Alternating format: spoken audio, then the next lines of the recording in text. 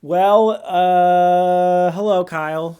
Hello. Hey, It's been a long week since you looked at while. me. How's your That's week been? What you been up to, little buddy? Little oh, guy? working, working, working, That's. working, working, working. I know you love your job so much, so I'm sure you're just so excited about being there every single day. Yep. I I feel like I've hardly even been home this week, mean, honestly. you haven't, so No, no. I mean, and I don't even the jobs I've done in Helena, like I've had to go um out of town right after that. Hmm. So um then yeah, yet again leaving Monday and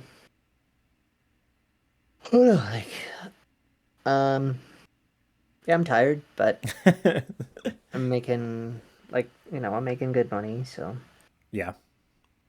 I do have like some crazy news, like nothing Okay. actually that I ended up doing, but Yeah. I one of my best friends moved to Denver a couple years ago, Okay. and like I'm a huge like Denver Broncos fan since I was like 5. Um and he's a huge like Pittsburgh Steelers fan, and they ended up releasing the like dates that Hmm. they're playing each other, and those teams play each other in Denver this season, and we're gonna go. Nice, Like, dude. That's really yeah, cool. I'm flying to Denver in September for that, so I it's it's gonna be super cool. I've never seen them play or really. anything. There's something that just feels like I'm not a football person, you know that, but I'll go to Yeah, a Chiefs yeah. game any chance I get just because it's fun. It's just a It's fun I mean it's atmosphere. fun. Yeah. Yeah. Well, Uh, just being around, like even with concerts and stuff like that, yeah. just being around that many people and having that energy is there's just something about it, you know. Yeah. Speaking of concerts, yeah, I've got like a pretty busy schedule coming up. I think between Hmm. September and October, I plan on going to like four different concerts, and then I still can't like. There's a potential. There's talks that a specific band is going to Dublin, so I might go to Dublin for that. Oh. Uh, I can't. Mm, Yeah. I have a So I can context clues I can deduce, yeah. but So yeah, I really want to try to go to that if I can. Just because that's going to be the closest probably that they'll come anywhere near here for a while. And Dublin's very, very affordable to go to and to like stay in. So I mean, just I'd love to visit Ireland. That'd be yeah. awesome. But I actually have a couple I'm going to within the next few months as well. Oh yeah. Yeah, so Jeremy and I and his wife are going up to see Charlie Crockett. Okay. He's like a that's like blues Mm-hmm. kind of country guy, like kind of all like a mix of genres kind of guy. Mm-hmm. We're doing that in June, and then in July, um, my wife and I have our 10-year anniversary, and we're going to Ooh. see Pierce the Veil, which is Okay. like a Yeah. yeah. I mean I think a lot of people kind of know who they are. They got big Mm-hmm. on TikTok a while ago, but Yeah. they've been around for forever. And we've seen them quite a few times, but Mm-hmm. just like it lined up with the dates, and so that should be super fun. And then yeah, the Broncos game in mid September. So I got some cool stuff lined up. But Just got to get to that cool I'm stuff. excited. Yeah, it's just there's a light at the end of the tunnel, Yeah. and just as long as there's stuff to look forward to, I mean, I can just keep pushing through the muck, Yeah. you know.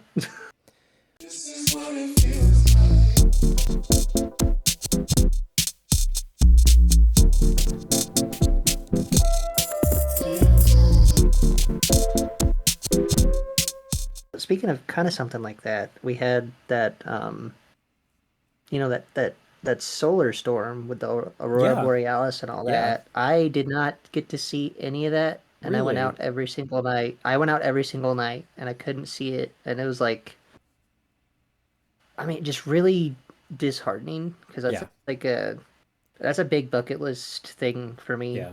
Like I've always wanted to do that, and didn't see it at all. Part of it It is it sucked. It sucked.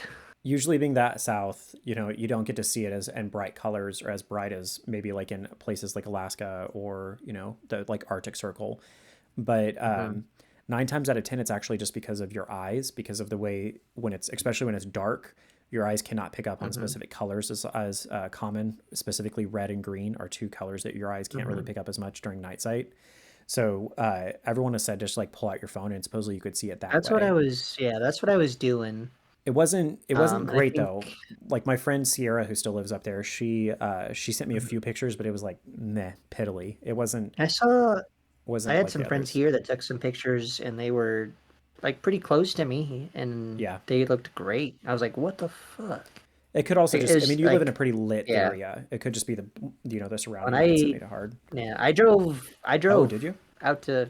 I drove away from any city lights. I couldn't see a Yeah. thing. We're Yeah, all, Cole and I went out one of the nights, and mm, like just, I mean, it was cool to just hang out and talk. yeah. Like it was super nice, but we didn't see anything. But like it was cool because from my house, you could see like it was weird. There's like a circle around the moon of Hmm. stars, and they were all like twinkling like these crazy colors, but you Hmm. couldn't see the actual northern lights. But Yeah. I'd never seen anything like that. And I was like, oh Really? wow, we should drive out and go, see if we can see it. Yeah. And then even then we saw my wife and I we saw two intersecting shooting stars like going different directions, and That's I've fucking never cool. seen that either. So that, I mean, I did see some cool stuff, just not, you know, Yeah. the Northern Lights. Um, Somebody sent me a but it was, picture. I think it was Mac Pass. I think it was that Mac Pass overlook, but somebody sent me a picture of how many mhm, cars were up there trying to mhm. see it. But I mean, even our boy It's a good Andy, hike up there. it is. It is. That's like probably one of my favorite places in that whole area is that whole It's a like really Mac nice Pass area. area. Hmm. Our boy Andy, of course, he has very expensive camera equipment, but that little picture that he did was like a serious time lapse. So that's probably the only reason why he picked up as much color as he did on that Hmm. photo of the, kind of the opposite direction. But Hmm. it's just cool. It's stuff like that like, especially down here, it's much more of a novelty. I don't think you could actually see it anywhere here in Missouri or Kansas, or at least not as good as other places. But Yeah, yeah. um, I remember my first year. I think it was my first year up there. They had a pretty strong magnetic storm, or at least it was hitting so far south that Yeah, you could barely see it, yeah. and I couldn't see it with my own eyes, but I could see it barely on my phone. But even then, the picture is so fucking grainy, and it's like, is this really an aurora? That's kind of But how mine was. Like, there's a yeah, little something there. Like, there might be green, but it looks more gray. Like, you're like, yeah, is that's kind this of is how my it camera just was. smudged instead, or Yeah, yeah, that's kind of how it was. And I was like, oh, well, yeah, I mean, maybe it'll happen again. I it's don't highly know, likely it will. but like We got to maybe get I'll to the ending just of have to go to Alaska or something. I don't know. which one was Assassin's Creed? Was it Mirage? Was it this most recent one where that's like the whole premise is that there's that solar storm? Or no, it's Valhalla. It is I have Valhalla. no idea. So Assassin's Creed Valhalla, it's Valhalla? like a bunch of solar storms, and that's what makes like the world end. And yeah, Oh, okay. so I never maybe finished that's the what we're game, gonna go to. so I don't know. Well, it's a really fucking long game. I haven't finished it, and I've been It playing is. It's forever. huge. And now, like, I saw they're coming out with a new one though. I think yeah, were you the one who yeah, shared the that? trailer looked good. I did, and I was like, watch, people are gonna get mad because the main characters are an Asian woman and a black man. And Oh, great. but it's historically Here we go accurate. again. I can't remember what his name Yes. was. Omazukai or something. It's Azam. I can't. I'm gonna butcher it. That's gonna sound even I don't worse know. than just staying I don't silent. know. But whatever the guy's name is, which I'll correct it up on the screen. I actually was reading that there was a legit, a black samurai. So Hmm.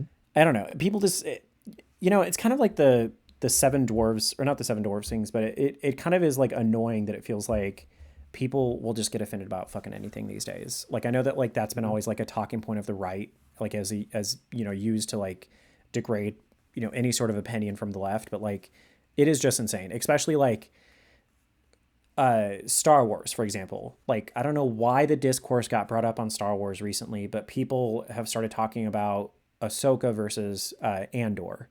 And there was major differences between like budgets. There was major differences between writers, between like everything. And people were saying, well, Andor was or Ahsoka was really bad, and look how good Andor was. And they were trying to blame the whole thing on like why Ahsoka was bad was just because it's too woke. But I don't really feel like that has anything to do with A it. lot of the other characters in Andor were female. Yeah. Like very pivotal characters Yep. in that show were female. And a So leading not a actor who very was good argument. yeah, and a leading actor who's Mexican American. You know, like it's or actually not Right. Mexican It's American. I like think he just has dual citizenship. It's just it's wild. It's wild like what people will oh, get offended by and what people will make a fuss about. And it's also, you know, I saw somebody's take on it and it was a really good take. I can't remember who said this, but they were pointing out the fact that they were written, directed, and pretty much made by like two completely opposite genres in a sense. Like Dave Filoni is really good at making animated shows outside of like Tales of the mhm. Empire. Uh, but he's really good at making like the animated series, and then of course all of the characters that he's created in the animated series, he's bringing into like the Star Wars universe or like the live action universe. Mhm. Compared to Dave Filoni, compared to Tony Gilroy, who is a like a movie screenwriter, and you know he's going to bring something completely different than like Dave is. So I Mhm. don't know. I am still pretty excited for the Acolyte, like especially Yeah, it just looks kind of good. it looks good. I'm not going to get myself hyped up like you said. I'm not going to get myself hyped up on it like we did with Ahsoka, Ahsoka. but um, I think that it's going to be fresh. I think that because it's completely new, like it's not like you know the Mandoverse. We still got to see a lot of the same characters. There was a lot of like overlap Mhm. and everything, but this is like Mhm. 100% new. Like I think the only person that we'll probably see that we're familiar with is maybe Yoda, if we even get to see Master Yoda. Maybe, yeah. But I don't think he's the. I don't. Is he the? I don't think he's the Grand Master at that point, right? I, I don't think so. I can't remember because I can't remember now I what's mean, I like could, lore and yeah, I what's could be wrong. decanonized. I don't know where the Acolyte is in the timeline either, It's supposed to so be I'm 100 not years sure. before the Phantom Menace. Okay. Yeah, I don't know. Ugh. But I'm excited for it. I feel like I don't know. Of course, Twitter is just like a completely dark place at this point. Like I don't know. Maybe, I don't know where a lot of these people came from, but this is not like it's not what I remember it being like. That's why like Mm. I know you're always like I've never heard those negative takes because they really aren't talked about outside of places like Reddit and Twitter. And it's like even like I don't go on Reddit for anything other Yeah. than like, oh, help me with this. Does someone have a solution to Yeah. this Yeah. technology problem or something? Like that's all I go on Reddit for. That and So BG3 I don't builds. even. Yes, sometimes, but no, I don't. I barely even. I honestly, it's once I beat that game, it is very hard for me to go back and play it again, and I Really. don't know. I don't know why. Like I don't know. Like uh, Well, had you I been playing since yeah, like I can't the explain it. early release, or did you only start whenever the official release came I out? I started just when the console release was Hmm. See, I because because I I know don't that's a pretty have like a PC or common. anything. So True. Oh, I didn't know that that was only on PC, but that does make sense. I mean, I know that that's a pretty shared opinion by a lot of people, which is a big reason why they're trying to like mix up like the Dark Urge endings and what's like make it a little bit what different. But has I mean it has great replay value, but it's yeah, like I spent so much time playing that game and like going through all this stuff. It's very yeah, hard for me to make another character who is slightly different, makes yeah, slightly different choices when like I've already connected so much with this other yeah, character and had such a nice ending. Like yeah. it's I don't know. Like I've never had that with really any other game. Because I mean, I beat the Spider-Man games, and I can just hop back in and Yeah. whenever and swing around or whatever. Or um, just like any of the sports games, they're easy to just hop back into, because it's the same shit. But Well, I I think don't know. also Like too, it's what doesn't help is that it's a little bit more involved than most games are. Like hmm hmm it's not as simple as like I don't know, like that's one of the things that I really enjoy about it. But like I'll be honest with you, on this other playthrough I've been doing, I haven't even like I've gotten through Act Two and I'm just sitting. I'm not really going through like Act Three because there's so much to do and there's like so much you have to be thinking about and there's so much to like And yeah, Act Two is so much shorter, and Act Three is yeah. just huge. Yeah. And so it's just like it's almost like daunting because I don't want to start it and realize that like I have so much stuff to do.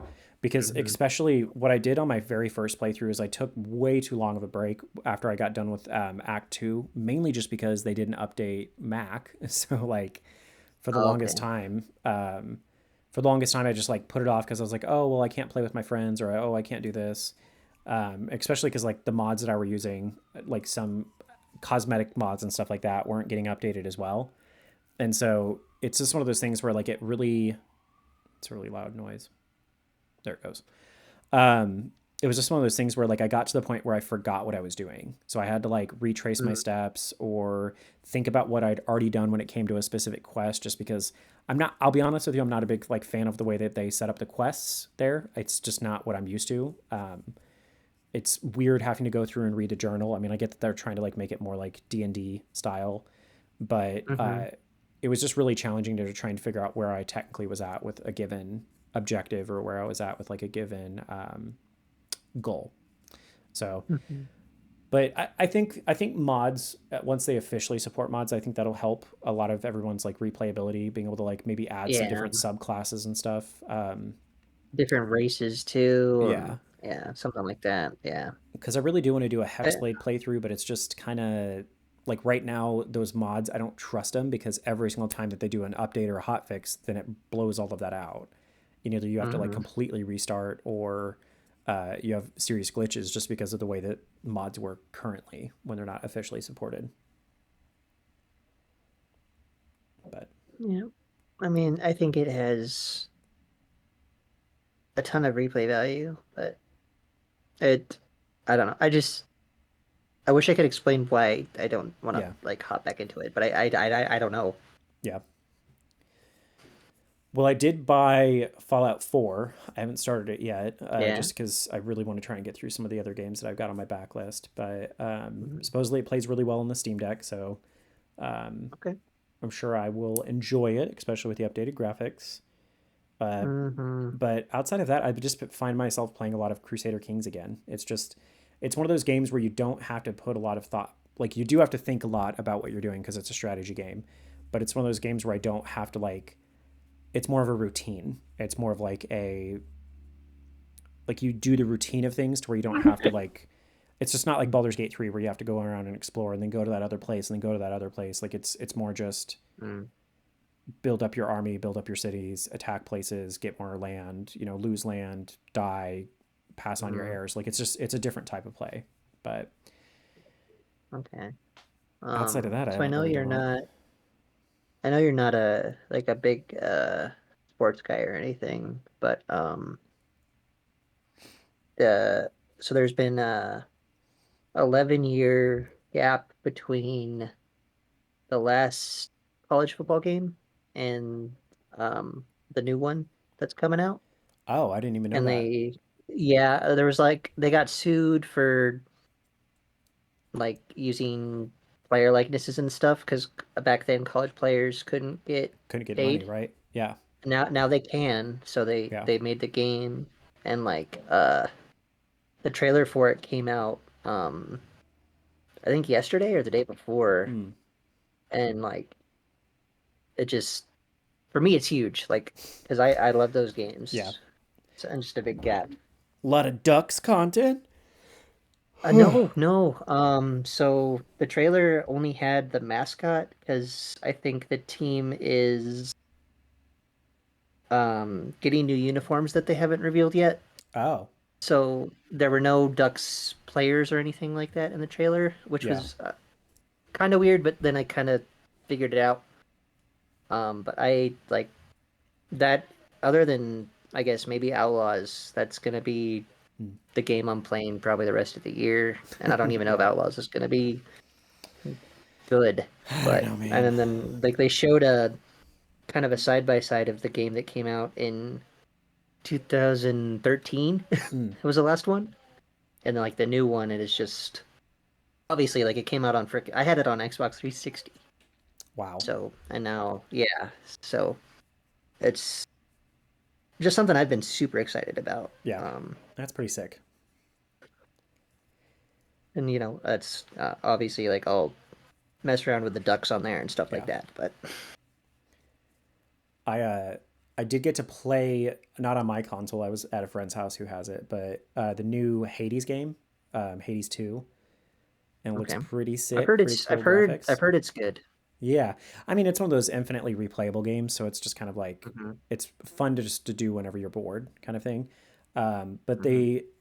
they kind of went a little bit more intense with the like art style, I would say. Like it's just more, it's way more gorgeous, it's way more involved. And then of course they introduce some different type of mechanics and stuff. But it's pretty cool. It's a really really fun like infinitely replayable game. But um, I still just I'll be honest, I just don't know if it's worth like the $30. I think it is. I think it's $30 to purchase it. Um, I mean they're an indie studio, so they fully deserve it. But it's just one of those things where like I don't know. There's like so many games out there right now that are amazing, but I just don't know if they're worth Hmm. like, especially when I'm just trying to be a little bit more like financially like strict with myself. I just don't know if it's Hmm. worth paying that. I think another one that like There's is Manor Lords. That's another one that's now $40, and it's like it's a great game. I just don't know if it's worth mhm. $40 right now. there's yeah, there's one like I have it on my list. I really Mm-hmm. want to play it. I've heard it's amazing. I've heard the creation suite is amazing. Dragon's Dogma 2, Yeah, yeah, but like I was like, do I want to drop $70 at least probably on a game that like I probably won't have a whole lot of time to even mess around with at because like yeah. I'm going into busy season. Like we're there. That and it's another one that's probably not very replayable, or at least it's not Probably not. desired to necessarily be replayable. A lot of people that It's I've probably a story mode that you just yeah, kind of do once, but and I've seen a lot of people rave about it. Like it looks like it's really good, and it seemed like it it had looks really good it looks reviews. absolutely incredible. I've heard nothing bad about it. Hmm. Just And like one of I've my even looked up videos on the creation suite and I'm yeah like, "Oh my gosh." Like yeah. it's very in depth and That's that's where your I spend most first of my level boss. time. Yeah, that's your first level Yeah. boss. Yeah. Yeah, It's like got just to make everything look cool and yeah. a few of the streamers I've seen have said that it's just like it was really fun to play once, but I probably won't play it again. Mhm. So Mhm. it's just I don't know. That's one of the reasons why I do prefer Steam over like PlayStation and Xbox because Steam has enough sales throughout the year that it kind of does feel like okay, it's worth it for me to get it now. And But PlayStation just kind of has once a new season is yeah, coming around, they'll be like, "Oh, it's summer sale or, 10% off. holiday sale." And Yeah, it's like some of them are actually really good. Like I can find some good deals every now and again, but a lot of time it's like, 5% off this yeah. game that's been out for 3 years and it's like, "No." Kind of like Skyrim not lowering their price until like last year or something. Yeah. Yeah. But I think I've bought like every freaking version of that at this point. Like Yeah, straight up. Yeah. Like even so from 360 to PS4 to PS5, I think I've had every version of Skyrim. yeah. Which like yeah, when you didn't like it, I was like, I'm gonna murder this dude.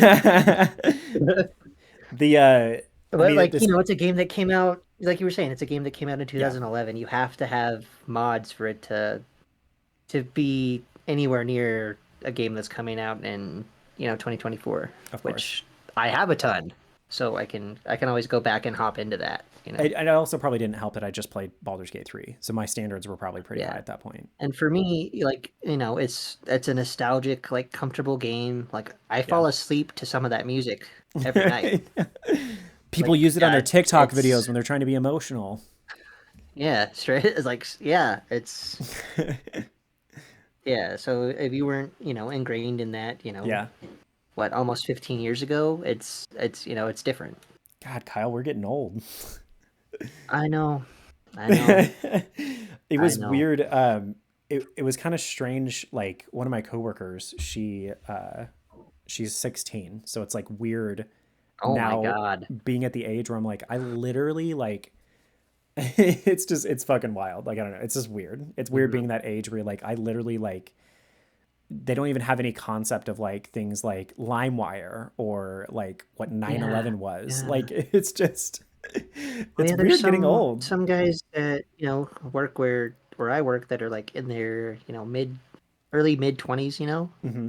Like they were born after 9/11, and I'm like, what? What? It Like changed everything. You I don't know.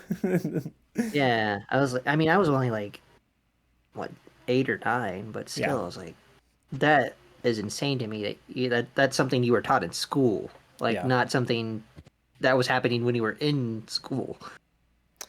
I think It's just wild. it's something that like I was talking to one of my gay friends about, just kind of thinking about like the different generations and how different it is for gay people to exist now than it was like 10 years ago whenever I was in high school. Mm. And there's almost Mhm. like this like Mhm. unintentional bitterness towards people who don't necessarily know what has come before. And I think that that's like true even for like kids these days. I hate saying that, but like it is true for like the youths of It's today. these days. Yeah, kids these days. But like it is like especially when I see a regression, when I see us going back to the way things used to be, it's like you don't know how far like how hard we fought for this. Like you don't know what it used to be like. And like people live in this like idyllic lifestyle. Like I know that like there's this major resurgence for whatever reason of people talking about like how we should turn things around and live like we used to in the 50s. I'm like, do you really know what that Oh. means though? Like especially dealing with a lot of like the drama surrounding that like former church and former school I used to go to, like Mhm. it's brought up this really weird conversation about like regression back into like the 1950s with the way it should be with like women and everything. And I'm like, do you realize that like literally up until like the 60s you weren't even legally allowed to own your own bank account? Like if you wanted money you had to use Mhm. your husband's money. Like there's just so much Yeah. behind it that people don't like know, and they just look at it in this like idyllic lifestyle like, oh, we should go back to this, yay. It's like No. I no. mean, the prices of stuff in the 50s, sure, go for it. Give me a cola for a nickel.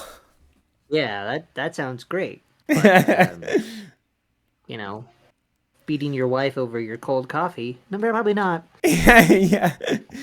Dude, we are old enough that like there's going to be a whole generation of people who have never experienced the dollar menu at McDonald's. there's That's insane. there's It's like just this whole nuts to generation of me. people who are never going to know that like soft drinks used to only be $1. Like you could get a large Coke at Uh-huh. McDonald's for $1.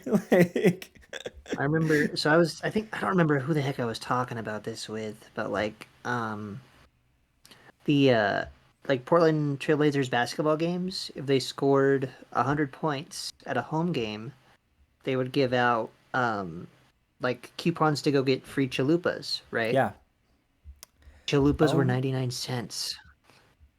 I actually forgot about that. Yeah, Taco Bell used to do that for a Yeah. bunch of different sports teams Yep. back in And the now that's not a day. thing. And now I know the last time I went was probably like 2019, Really? like right before we moved, and it was you have to have the McDonald's app to get this thing Yeah. because they scored 100 points, and I was like, no, Yeah. it's like Forgot it. four-piece nuggets. So I was like, shut up, get out I of here. remember when Chick-fil-A used to do like the dollar Chick-fil-A meals if you dressed up like for Halloween and went in there. I don't think that's a thing anymore. Um, God, there was another one that my mom mentioned the other day that just was like a complete fucking nostalgia trip. Uh, oh, Box tops. Do you remember box tops? Yeah, yeah. They I don't still know do them. how the hell we got on that subject. I think we were going through like old boxes because I finally had time to like Hmm. go through some of the boxes that I got from whenever my father had passed away. I was just trying to get through some of the shit, Hmm. and I found like box tops for education stuff. Like I won one Yeah. year because I was the one that got the most box tops, or whatever, and Hmm. because of that, we got like an ice cream party or something like that at school. But it's just like Cool. weird stuff like Yeah. that that just makes me feel super fucking old, and I'm not even at 30 yet. That's yeah, that's just insane.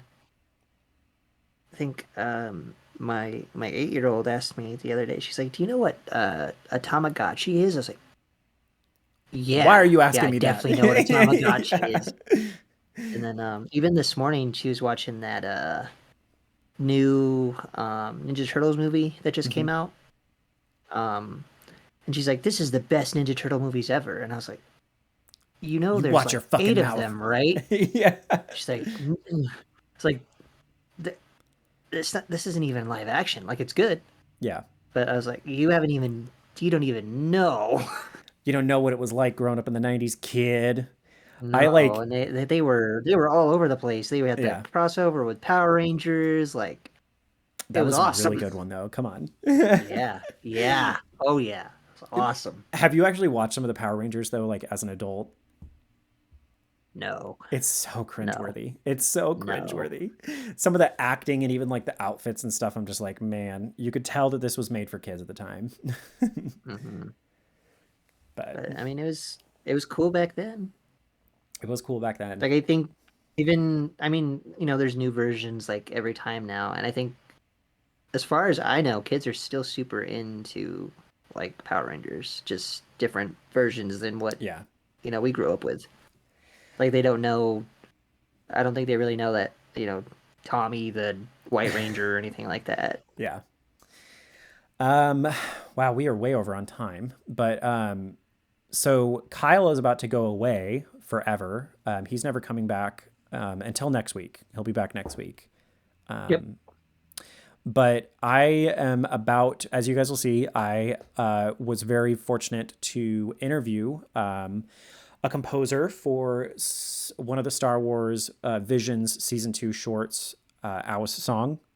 So we have the award winning, I can say award winning now that he just won Hmm. that Annie, but we have the award winning Markus Wormstrom, who's going to be joining us here in just a few minutes.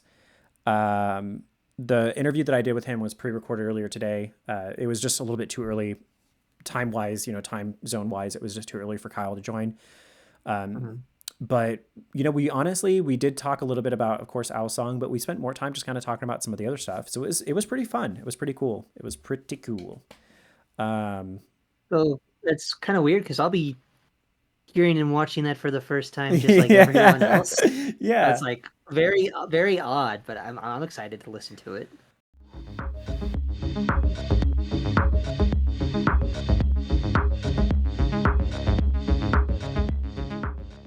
How are you? So I mean, how are One you thing, feeling after the award and everything? I mean, that was a huge award to win.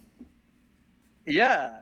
I mean, yeah, just very honored and uh, lucky and thrilled, I suppose.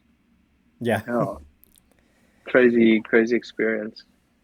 well, I'm sure, especially working on a Um, Star Wars project. I'm sure that that's just like insane. I couldn't even imagine.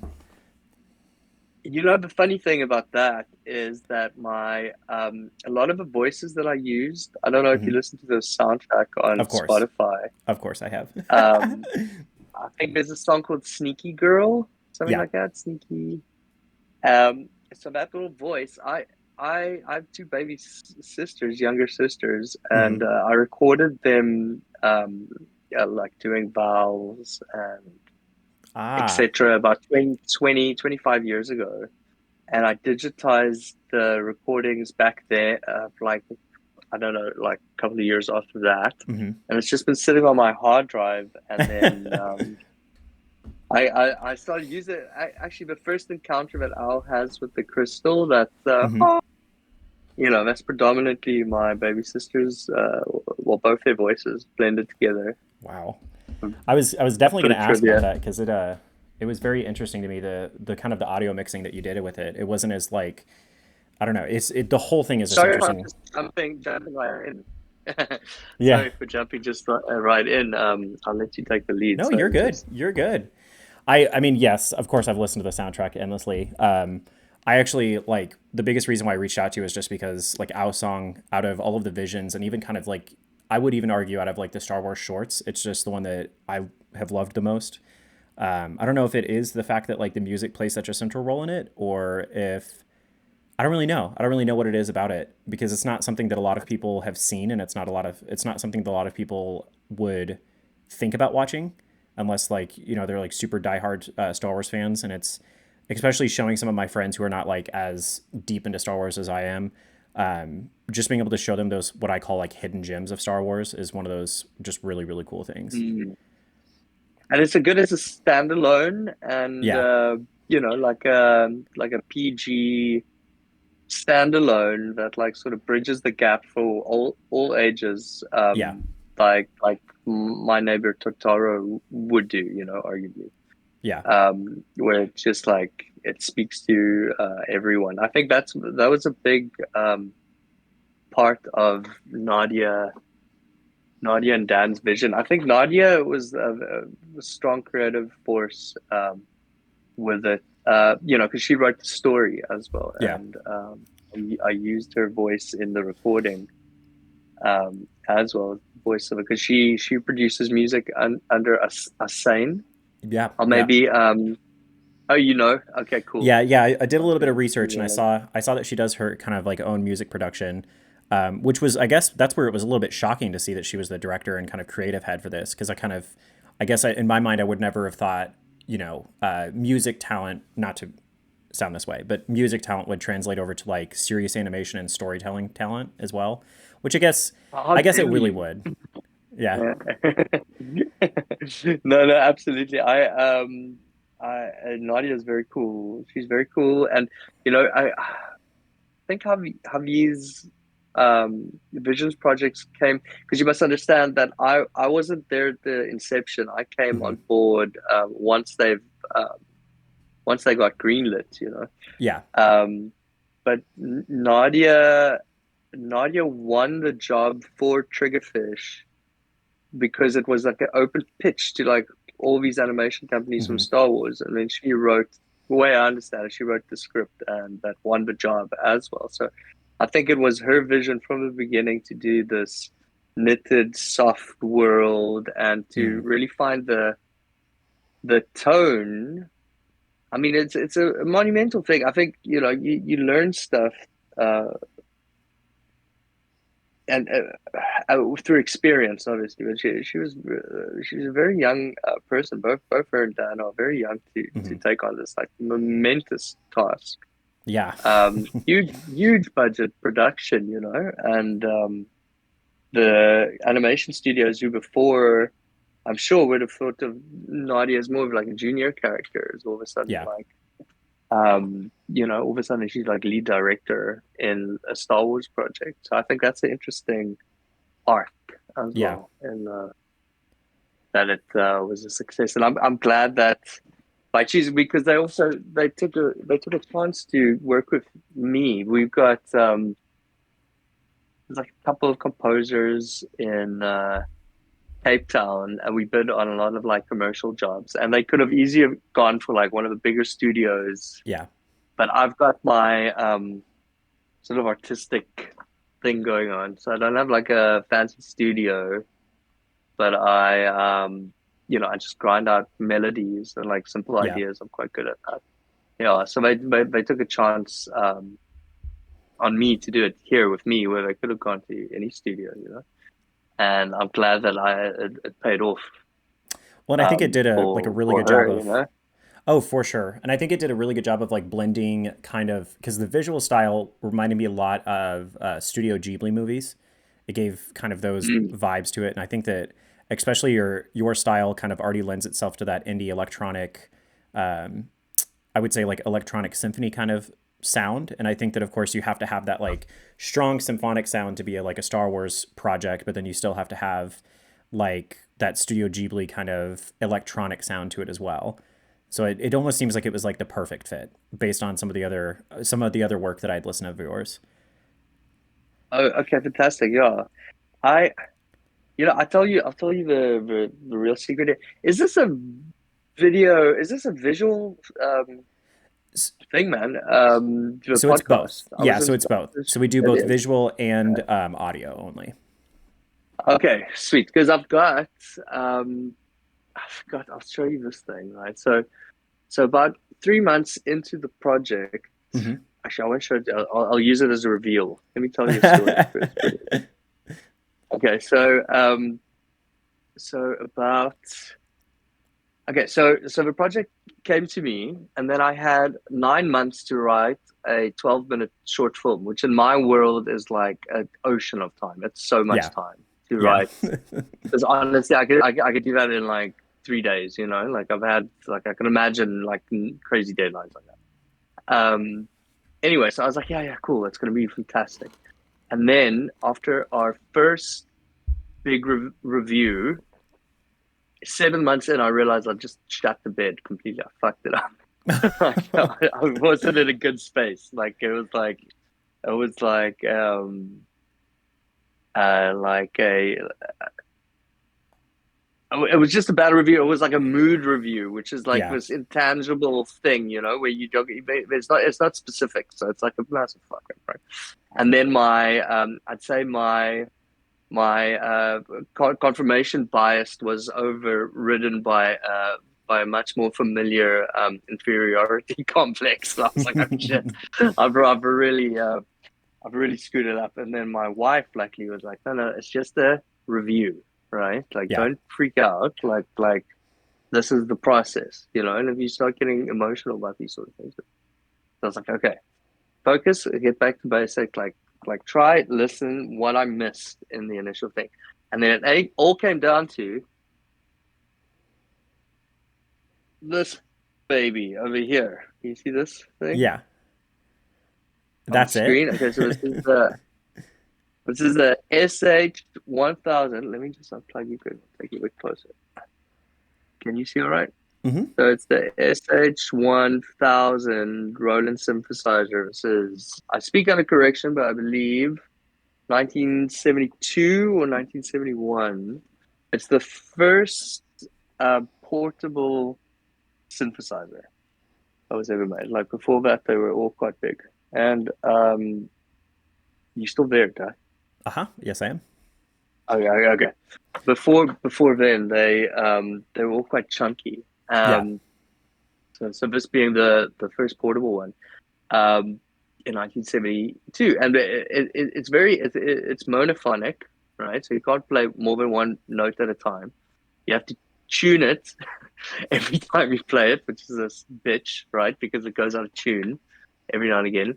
But yeah, I just redid the score pretty much on that and running that through a Lexicon reverb, Hmm. which gave it a very old school sound. Is Yeah. Here's the thing, right? Okay, so do you know Blade Runner, right? Blade Of Runner, course. Of excellent. course. One of my all-time favorites. Yeah, mine too.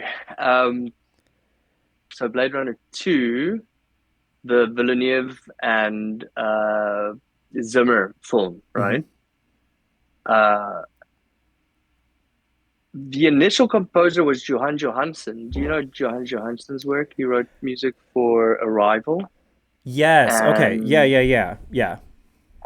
Prisoners and Sicario. He did all of Hmm. Villeneuve's earlier films. Um, and then he got tasked to do Blade Runner, Hmm. right? Now the deal with that is what makes that super intense is that you're stepping into Vangelis's shoes, right? Yeah. Who did the original Blade Runner score, which is must be stressful, right? Yeah. And I'm sure he thought that he would absolutely crush it. And then it came to the big review and he shut the bed, right? But he just didn't capture the sound that they wanted, right? And the reason for this is because I believe he didn't have a CS80, which is an old, was it a Casio? keyboard, right? Let me just confirm that. That was the one that was used in the CS3. original Vangelis score, correct? Exactly. Yeah. Exactly. It's a Yamaha. Sorry, obviously. It's a Yamaha CS80. Vangelis used to play this thing, and if you listen to him play it, if Hmm. you watch videos of it, you always, and that typical sound that you hear in Blade Runner, Yeah. and that sweeping sound is because of this band atop of the keyboard of a Yamaha CS80. Hmm. That if you hold notes and then you move your finger down the scale, it can have its like long sweeping motions, which is trademark of the genre. Yeah. The thing is, these things cost like $200,000. They are incredibly rare, right? And Yeah. apart from that, they're like an absolute bitch to maintain. Now, I think he probably thought he could get around it, right, by doing what he thinks as a musician would work, Hmm. not realizing that how dependent certain genres and sounds are to the instruments being used, so it goes beyond the artist. And sad thing about the story is when he got taken off, Villeneuve gave an interview to Screen Rant, right, Hmm. where he said he's always respected the music of Johann Johansson, but on this particular case, it just didn't work out. Yeah. 3 months later, Johann Johansson was found dead in Berlin in a hotel room. I did not know that he had passed away, actually. Yeah, terrible. Yeah, that's really It's sad. just really sad. Sorry. So the moral of the story for me, like thinking about that and my Hmm. own experience with our song, was the hardware matters Yeah. a lot in capturing these vintage sounds. There's no way around it. Um, and if you don't, if you didn't, by ignoring that, you ignore it to your own detriment. The whole thing made me a lot more cognizant of hardware and analog hardware Yeah. specifically. Yeah, Well, and sorry so for the is long story. no, you're good. You're good. So is that specific synthesizer what kind of gave the sound of It's a Gift? Is that kind of where that all comes from? That kind of cascading. It almost feels like raindrops almost kind of falling down. Oh yeah, I know the sound that you're talking about. Yeah. Because it's monophonic, Hmm. um, it has a glide between notes. So yeah, it's glide. I think it's probably one of the first effects. It's called portamento in or glissando in classical music. Hmm. So instead of hard movements, if you hold one note in and then you move to another, you Yeah. press another note, it moves up like electricity flowing, and that's especially very apparent in analog Yeah. machines Yeah. because there's no binary involved. It's not digital. It's literally the movement of electricity Hmm. through uh, uh, sorry, the frequency, the oscillation of the frequency shifting. So it's like a very organic movement. So with that sound that you're talking about, I believe we used some sort of tape delay Mm. running the SH100 using one of its like lighter bell like presets Yeah. and just got a little riff that fitted with the delay and the movement of electricity. Well, and I think it's definitely interesting, you mentioning that the equipment itself does make all the difference. Mm, Especially with analog. So I'm into photography. I'm pretty big into photography, and my favorite mm, form of photography still remains to be analog. I think that there is just something different whenever you take out the digital nature of it, that it just feels more real, more like warmth. And, especially when you're speaking mm, of Johann's, scores, it was heavily electronic, obviously, but I definitely think now that you do mention it, especially with Vangelis's, I mean, that was a different time. Although it was, digital sound, it was still not produced digitally, and I think that translates itself over into the music. pretty heavily, and maybe that's what makes our song also kind of stand apart from the rest. Not to speak ill of any of the other Visions scores, because there are some really incredible No, scores, yeah, I but think it's it just has this different, unique sound that just makes it feel. I've always said whenever I talk about it, and when we've talked about it on the podcast, I always say that the music itself feels like a character in and of itself within the show, and that I think probably is because of that analog sound mixed in with real voices and everything else. absolutely. I completely agree. Yeah, and also, the voices that I use, my sisters also first recorded on tape, digitized later, Yeah, but at a very high rate, bit rate. Like really high quality recordings, like 48 and mm. whatever they are. God, sorry, You're good. You're good. my technical jargon. Um, yeah. What else? Yeah, and when when it happened, when I realized like how important the sound is. Oh, another interesting thing. So we mentioned Studio Ghibli Hmm. before. Miyazaki's directorial debut was a big influence on our song. Mm. And I think for both the directors, yeah, it really holds a special place in their hearts. Um, it's what's it? Yeah, I can't remember which his first Future movie Boy was. Conan. Okay. Future Boy Conan is a series. Um, it's amazing. It's so incredible, and it was created, I think, in 72 or 71.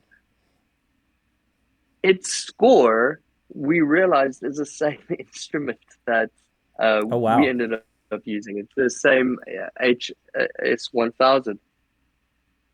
Purely conjecture.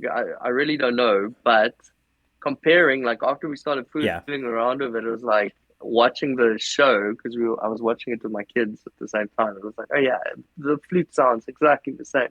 So that was a added bonus. That's always really cool. I mean, it's almost coincidental that, of course, you guys have the same equipment almost by coincidence, but it definitely does lend itself to that like animation style and just kind of the direction style that she kind of went with it. And maybe that's why somebody of my age, being kind of close to Nadia's age, maybe it's a little bit easier for me to fall in love with the product just because it feels so almost like sentimental in a way. Like it feels very it just feels like kind of I can't think of another word other than sentimental to the whole episode itself. But before we dive And into more of the crafted. episode, Yeah, let's find out a little bit more yeah. about you. So so kind of tell our Okay, listeners and viewers kind of a little bit more about yourself. sure. Okay, so I'm Markus Wormstrom. Hmm. I'm a composer and writer based in Cape Town. Um, I write music for short films and feature films, and I've dabbled in gaming a bit. Um, for bread and butter, I write music for a lot of television, like a ton of television. Hmm. And I sort of specialize in animation in that field. So I do a lot of scores for animation spots, animated spots. And apart from that, I also release music under Marcus Wormstorm, which you could check out on Spotify or wherever you stream music from. And I'm also doing my master's at UCT, which is Cape Town University, in creative writing. Oh, very cool. And the dissertation is, yeah, dissertation is a novel. So I'm working on a novel this year. How long has that taken so far? Um, it's, I mean, they say if you can write 300 words a day, you're okay. So if Yeah. you just keep pushing, um, yeah. So I try to do about 500 a day. And sometimes I do more. Yeah. Yeah, it's going fine. It's fun. once you get going with the novel, it's easier. It's just getting going is kind of hard. But Getting once that you have the first start. characters developed, yeah, you can just do stuff with them. Are there some days where it's easier than others? Like, are some days, good writing days, other days it's kind of hard to get motivated, or? Nah, um, I don't know. Not at the no. I think what it's never been hard to write. Um, it's sometimes hard to um, it's hard to find out what you want to write about. Like Hmm. that took me a long time. Um, like last year, I was just writing short stories because we'd write like 2,500 word stories every week. Oh, wow. Try to while term was going, and a lot of people were writing already knew what they wanted to write about, but I was just trying different stuff. So I was writing a lot of sci-fi, a lot of African sci-fi, um, and a lot of just experimental shit. Hmm. Uh, yeah, like gay fiction, all sorts of weird shit. I was just like fucking around, Yeah. it was fun. Yeah. Um, and right now, I'm writing about my mother and my dad. My mom's a poet. Both my parents are poets, South African poets. Oh, very cool. Um, and my yeah, and my mom was quite well known. My dad had the craziest history. He used to work at the South African Atom Energy Corporation. Hmm. He was like a high up there as a linguist, like being like a word processor back then meant like they really needed them to communicate between departments and sorts of stuff. He used to come up with words for their experiments because they were doing such like clandestine shit because they were building the bomb. So Yeah. he's got with Israel. So he's got like a lot of interesting stories. So I'm trying to tie that into the book as well. I'm sure that that's kind of a almost like a rewarding process, but also one of those things where it's kind of hard to grasp like the full nature of the story and try and give its intricacies. Where of Yeah, course, word of mouth stories sound different than they are on paper, of course. So, but that is really really cool. absolutely. Yeah. Yeah. I mean, it's fun as well. It's also like it's good therapy. My mom passed away from COVID Hmm. in 2021. Um, and since then, like working on the book and writing about her and researching her work has been I don't know, it's just been like a good thing, It's to been kind of do healing. to Yeah. process it all. Yeah, exactly. Yeah, I totally get you on that one. I unfortunately my father had passed away 2020, and it's kind of a similar I'm thing. Just sorry. kind of going through and I've kind of just like been sitting down with some of my family relatives, just trying to find out more. My father was not a very talkative person, nor was he one that used to share a lot of stuff. So it's been almost Mm. like you said, it's been very healing, kind of going through some stories and kind of going back through some of that stuff. Just to, I don't know, it's just one of those things where it's just kind of healing. So I Yeah, definitely feel that. I, thank you. Yeah, and I feel like I'm doing a service to her, Hmm. because her mother, so my granny, was a very very renowned fiction writer, like Oh. romantic sort of Mm-hmm. Mills and Boon, like Mills and Booney sort of stuff, but not Mm-hmm. as smoky. If you get the reference, I don't know. It's a little lost on me, Uh, but yeah. okay, no, it's sort of like Okay. Yeah. romantic fiction from yesteryear. So I'm The old. taking a bit of liberties for as a nod to my granny as well by writing this like sort of romantic in the bushveld nuclear warfare big epic story about our lives and mixed in with a bit of small town thriller Hmm. as well. So um, honoring him that way by giving them a bit of a story, she would have liked that. So you had mentioned you've worked on a few different video games. Are those kind of indie studios, or what are some of the games that you've worked on when it comes to scoring? Sure, yeah. I actually worked with EA games on. Do you know American McGee's Alice? I've heard of it. I've not personally played it, but I've heard of it. Yes. It's a sort of like horror genre Yeah. game. I think it's something to the effect of Alice after all the Wonderland stuff. Like Hmm. there's a terrible house fire. Her kitten causes a house fire or something, and she her whole family dies except her. And Wonderland, being her part of her imagination, survives, but it's all fucked up. She Yeah. has to go there Like super to fight dark. her demons. Yeah. So on the second one, I wrote the music for the it was like films surrounding the game. There were three of them, and I wrote the story for them as well, the script, which was great. So that I suppose that was the biggest one, and then apart from that, done this game with New Yorker illustrator Christoph Nyman, um, called Petting Zoo, which Hmm. was like an iPad game. Okay. Um, yeah, and that did quite well as well. But then yeah, just like a myriad of tiny things, but I think those are probably the biggest ones. Hmm. That's very cool though. Oh, and yeah, we also did I think like a big. So I'm part of this fantasy art collective called Blackheart Gang.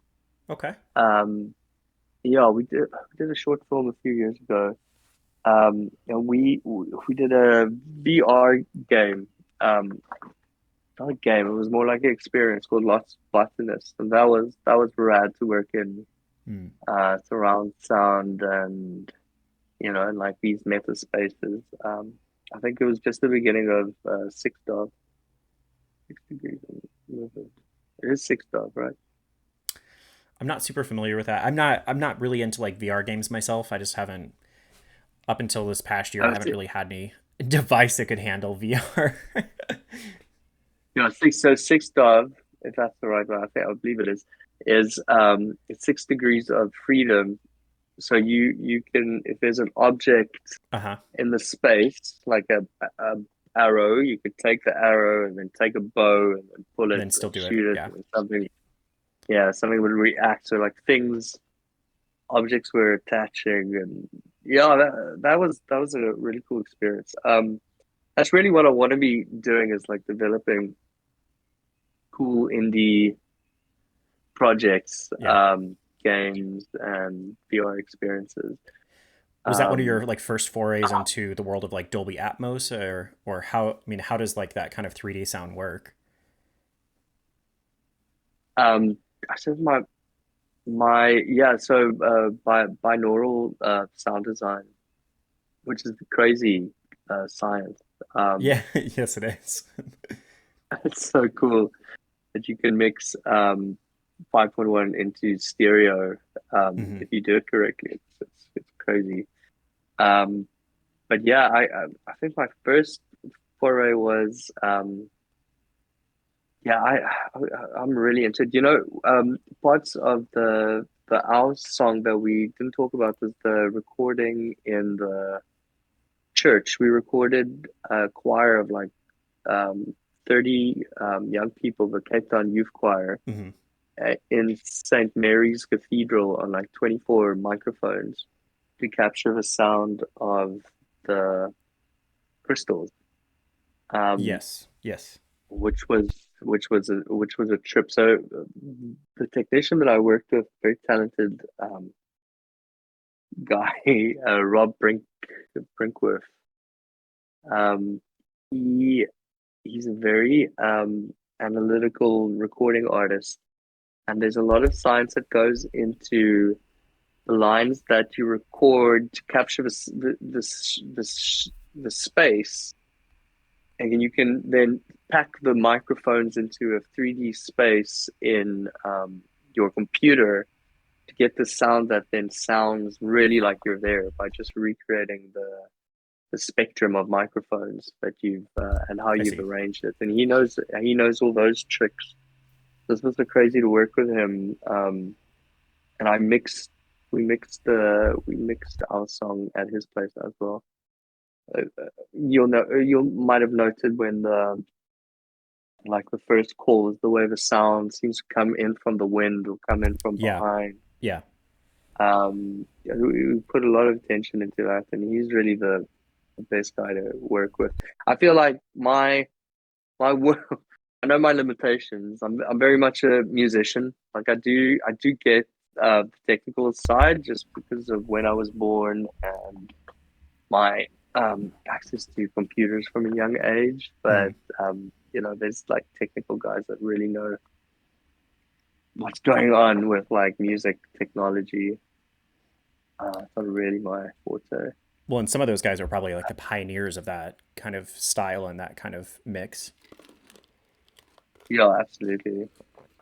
Um, like, did I did I tell you about a reformer? Do you know about a reformer? Mm-mm. No.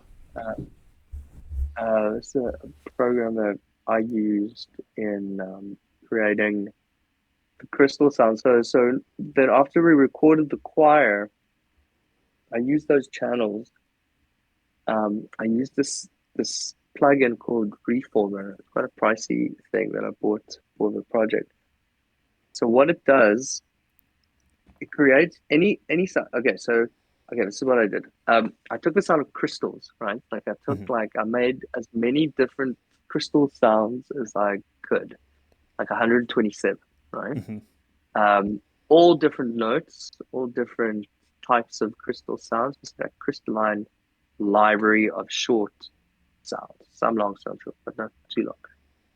Then you take a note, take any sound, you put it into Reformer. Then, as the sound goes in, it analyzes it, and then it analyzes the frequencies that are in that sound, Hmm. and then it finds correlating sounds in your selected library that fit those frequencies, Yeah. that frequency profile. So any sound that you push through it becomes like another thing, right? I So in see. our Yeah. case, it would be the choir singing like a harmonic chord, Hmm. then going into this thing, and then it would find the elements that make up that chord, like let's say three note chord. It would find sounds that resonate at the same frequency or oscillate at the same frequency as those things, and then it becomes like this crystal. So you'd hear it sound sometimes like how like when she gets into the cave, there's those like crystalline sounds moving around. So those are Yeah. voices that have been manipulated through a crystal, this crystal reformer presets that I built. That's very cool. Yeah. See, and that's one of those things where, especially when you mentioned the crystalline kind of sound, I always thought that it Mm. was just very interesting that, like I said again, that the music made even just the crystals in the walls actually have character and actually be more than just, a rock surface or more than just, you know, something you just see. It actually makes it feel a lot more alive, which especially for those of us who are, super big Star Wars nerds, knowing that crystals call to the Mm. Jedi itself, it really I always say that like Song has so much more lore than what's on surface level when you really dive into the deeper aspect of it. I mean, I going mean, into the project, did you massive. have a lot of that Yeah. knowledge, or is that something that just was happenstance? I think the consequences of owl is very interesting. Hmm. If you think of the importance that you would play just industrially, right? Yeah. Because the kyber crystals are used to create the lightsabers, right? Hmm. Is Hmm. that Yes. it? And I have like a multitude. So just on that scale, she'd be like incredibly important. Um, so I thought that only really dawned on me as the project was going on. I was like, wow, this could really shake things up Hmm. in the war. But yeah, I'm not I wouldn't say that I'm like a crazy a Star Wars fan. I do appreciate it. Hmm. But um, yeah, I never, I read Dune when I was very, very young. And I think like I was kind of I was like always really into Dune. So Yeah, when I watched Star Wars the first time, I was like I had like a different idea of the sci-fi space opera universe. yeah. Um, to be quite honest, but I'd say like I'm really into Ghibli. If I had to nerd out about one specific current house of Yeah. geekdom, I'd say like I'd just sort of align Yeah. with. Which is pretty evident. I mean, it's pretty evident in the style that you had kind of gone with when it comes to Ao's song. And of course, it's very evident with the style that, Dan and Nadia both went as well. Yeah, yeah, exactly, exactly. Have you watched The Boy and the Heron? Of course I have. Yes. It's one of my favorites. I really, I Is mean, it like, I think I watched it 3 or 4 times in theaters when it was in theaters. nice? I have this like What really bad habit of rewatching movie, movies over man? and over again. What do you have it? It has like overtones of like Dante, right? And I think Yeah. it's maybe an older story. Um, what do you have you had you have any thoughts on that? Could you spot any more similarities? I Yeah, only watched it once. I think so. I think I would say that like the mix of traditional kind of classical scores along with having that electronic update really does make it feel very grounded in the anime style, but also gives it this cinematic beauty that I think would almost be lost if they did kind of focus just on the electronic aspect of it. It just feels like one of those quintessential movies for kind of like Mhm. what we expect out of Studio Ghibli, but that it just elevated it in this different way. Between just kind of the art style that they did, because it felt a lot more color punchy than some of the other movies or some of the movies of the past, but it felt Sure. very alive. It felt like very, very alive. Yeah, no, I mean he's a master. It's amazing to pull that out like at his age as well. And it's Yeah. great. Same with Joe Shashi, right? His composer. Hmm. I thought that score was just so sophisticated. Because what he does is often he plays around the theme. So he'll play in those beautiful piano pieces Hmm. Hmm. that you hear Spirited Away, for instance. I think it's probably the most famous piano. Is he often would play sort of omit the root melody. It would just be like floating around the harmonies and create these really spellbinding scores. Yeah, and I think that that's again one of those things that just kind of ties the whole movie together is that you have those specific themes that kind of follow Mm, throughout. It's and that's something that I think Hans Zimmer is also really good at doing as well, is keeping one kind of simple theme that he just kind of includes throughout most of his music. Um, that's crazy, yeah. Maybe minus the punchy, punchy horns and everything else, but it Yeah. definitely, again, it's just one of those things that it just makes it feel more alive, makes it feel like itself, like the music itself is part of the character of the movie. Oh, and he's out of his mind. I mean, he's fantastic, but he's Yeah. really his ideas are super eccentric. I was listening to his masterclass, Zimmer's, and he was talking about Dark Knight, and he was like, no, because Batman is like up high. Hmm.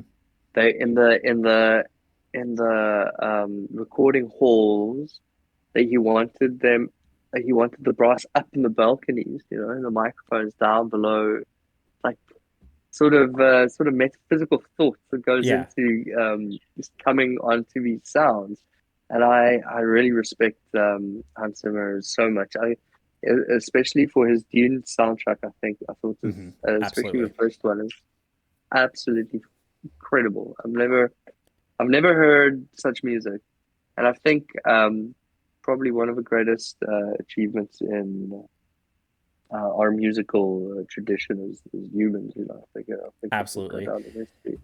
And it's interesting because I still feel like you can hear parts of Johan's kind of style. So it seems like there was that Mm. bass that he had created still was in the Dune soundtrack, but at the same time, What was it's he? Was he in Dune? Did he produce stuff for Dune? Uh, I did. John Johansson. didn't he start the project for Dune or was No, no, that was Blade Runner. Blade Runner? Okay, okay. Well, so Hans Zimmer did Blade Runner as well, didn't he? Didn't he step in on the project? Yeah, he took Yeah, it over. Yeah, yeah. from my Um, understanding. so in Dune though, especially like who else but Denny could actually do such an enigmatic film? I mean, as much as I really really love the book series, and I really really hate the Me 1980s too. movie. I Oh my think God, so much. it's just, but it's really Yeah. hard to capture like Dune because so much of it is behind thought and so much of it is behind the internal Oh my dialogue God. that you know who else but Denny could actually capture that. And to have an equally enigmatic score, like you have to have a score that is able to portray those emotions and be able to portray what's happening behind the scenes, and also on screen. Absolutely. And I mean, Hunter is just such a pro, because I Yeah, mean, I don't know if he was into Dune, maybe he was, but to just get his head so in the game yeah, and like just capture everything. And it walks the line between being this like incredible visual poetry and then also having all the trappings of like a blockbuster. Like it just kills. Like everyone's hmm, happy, Like the art direction is so hot and the concept art so hot and the editing, everything, the sound. I mean, watching it in IMAX, obviously. of course. It's Yeah, it's just it's a mon it's a it does my head in. I sometimes listen to that score. I believe I had like some instruments made a duduk, which is a Middle Eastern wind instrument, hmm, but they couldn't hit the low notes, so they had to get like an instrument maker to make like a much bigger one. That's one of the first songs. Just very sophisticated, very very cool. I really like that soundtrack. there's a few Recommended. songs from that soundtrack that are like permanently on my like top listen to list every year whenever it comes to like the Nice. Spotify those Spotify kind of Yeah, replays. I think one of them is so do Armada. that. Yeah, yeah, exactly. Tell me, what's your favorite Dune book? I do think the first book is still my favorite. I think that Okay. some of the later books get a little bit too almost Lovecraftian, maybe Yeah. if that's a good way to describe it. Um, I get it. I Like a think bit also too too, like it's probably just nostalgia based. I mean, Dune One. Whenever I first read it, I was, I I just I kind of just remember like the time and place I was in life, and it just was one of those books that just somehow like really translated over into some of the issues I was dealing with internally. And so maybe it's like rose that's colored lenses, but it always just holds a really special place in my heart. that's interesting. Yeah. I suppose that's what good books do, right? They Yeah. feel like they were written specifically to you. Um, yeah, that's really cool. I wanna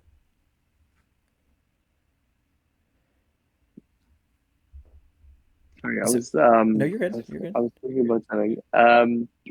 We were talking about Dune. Blah, blah. Favorite movies. We were Favorite going to chat about movies. that. I think um, a friend of mine made made a joke. He said a lot of when it comes to favorite movies, a lot of people will tell you that Alien is the best movie ever made, Yeah. but he firmly believes that Highlander is the best movie ever Oh God, made. freaking Highlander, man. Um, Shit. For me, it's kind of hard. It kind of changes just kind of with like the vibe that I have at the time. Um, Yeah, I'm like super super partial, obviously, to anything sci-fi. Uh, yeah, I think it's probably just. I mean, there's so many movies out there that I would say like are high up there on my list. I think Interstellar is one of them for me. It's just I remember going. I think I saw that 10 times in theaters. I think I kind of like saw it like crazy. split up. I mean, it was in theaters for so long too that I was just like, oh, I got to go back again. Um, Yeah. I definitely think Interstellar's up there for me. I definitely also think Oppenheimer was up there for me. Oppenheimer was pretty high on my list as well. Uh, I also am a huge Gareth Edwards fan, so I really liked Creator. I know a lot of people really hated the Creator, but I I really I liked it. dug the creator, man. I thought it was just really sad. God damn it! Like, Yeah. like He's kind of got yeah, this like really good. I think he's got it down pretty good of where he creates a really interesting tragedy. I felt the same way about like Star Wars Rogue One, is you know it's not going to end well, but he does such a good job Yeah, of getting you to that point.